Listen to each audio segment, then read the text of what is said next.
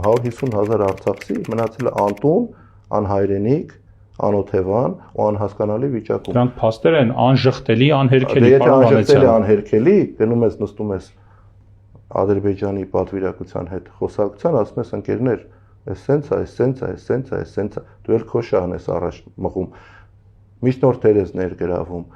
Այսօր Ամերիկային փորձել են ներգրավել, Ամերիկային ես ներգրավում, Ռուսաստանին ես ներգրավում, Եվրոպական միությանն ես ներգրավում։ Մինսկի խմբի լուծարումը ինչի եղավ տենց արագ։ Ինչի եղավ։ Մինսկի խումբն է, չէ՞, այսքան տարիներ վարել այս բանակցությունները։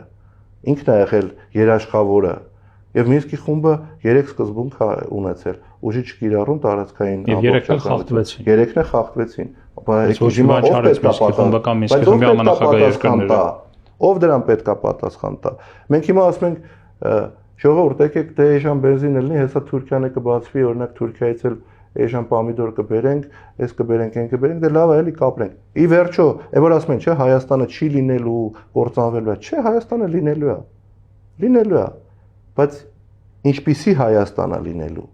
Պարոն Վանեցյան, հարցին խնդրում եմ ավելի հարց, ավելի հստակ էր։ Կան այդ իրողությունները, որոնք անժխտելի են, դուք եք իշխանության եւ ձեզ առաջարկվում է հետեւյալ, ասում են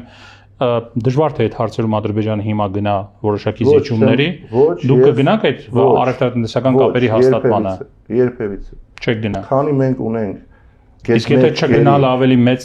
սպառնալիքներ ստեղծի Հայաստանի համար։ Ուրեմն եկեք պատրաստվենք այդ սպառնալիքներին։ Եկեք պատրաստվենք այդ սպառնալիքները, այսինքն եկեք հանձնվենք, ձեռքներս բարձրացնենք, ասենք դուք եւ մյուս բոլոր ընդդիմադիրները իշխանությանը մեղադրում եք նրան, որ ինքը, չգիտեմ, հրահրել է պատերազմ կամ ստեղծել է սպառնալիքներ։ Հիմա դուք մի պա ձեզ պատկերացնելով վարչապետի պաշտոնում ասում եք դե ես չեմ գնա այդ քայլին, որովհետեւ ունենք այս խնդիրները եւ եկեք սպառնալիքներին պատրաստվենք։ Այսինքն մի կողմից իշխանությանը մեղադրում եք, որ սպառնալիքներ են գեներացրել։ Հիմա դուք նույն բանն եք անում։ Ես նույն բան չեմ անում։ Ես ընդհանրապես նույն բանը չեմ անում։